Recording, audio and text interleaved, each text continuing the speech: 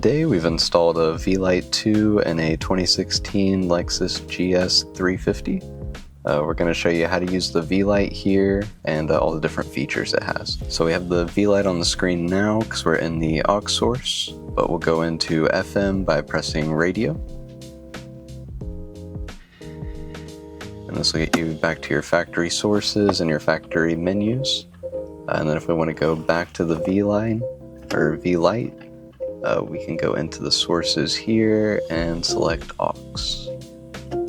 And then if you want to listen to a factory source like the FM but have the VLite on the screen, we'll go to the source that we want to listen to, in this case FM.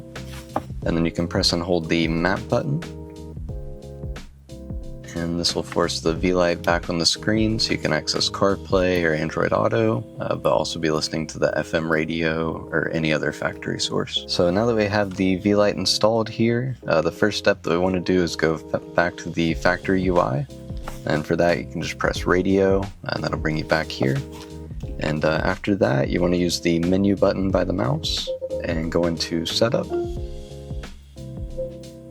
And then in general, under here, we're going to look for automatic screen change. Here we go. So auto screen change, we have that set to off already, but if this is on, it'll make the VLite go on and off the screen at random times, or the factory UI will take back over. So it's best to always turn this off first thing.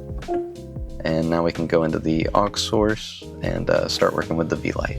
And so with the VLite and the aux source here, if you want to adjust the factory EQ settings, you can go down to factory UI here, and then you'll be able to see the aux source here, and you can select the sound button to change that. Alright, so for the climate controls, you can't see them on the VLite screen here, but whenever you make an adjustment, we'll flip back to the factory side, and you'll be able to see the changes you're making.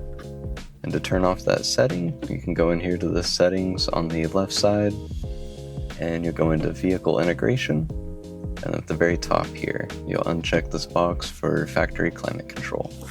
And now we can make adjustments without it flipping back. So on our screen here, we have these boxes for the haptic feedback with the mouse. If you want to turn this off, you go into the settings in the lower left, and you go into vehicle integration, and that'll be mouse assist right here.